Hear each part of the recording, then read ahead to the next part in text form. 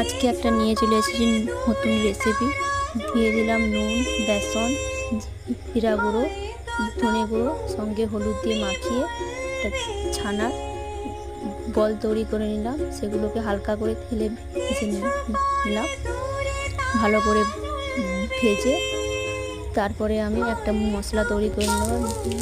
জিরে, ধনে, লঙ্কা, একটা মশলা জল তৈরি করে লঙ্কা ফোড়নে দিয়ে তারপরে মশলাটা ভালো করে নেড়ে টমেটো দিয়ে তারপরে আদা বাটা, সামান্য একটু পোস্ত দিয়ে দিলাম, তারপরে জল দিয়ে দিলাম, তারপরে ভাজা ছানার বলগুলো ঝোল ফুটে উঠলে দিয়ে দিলাম।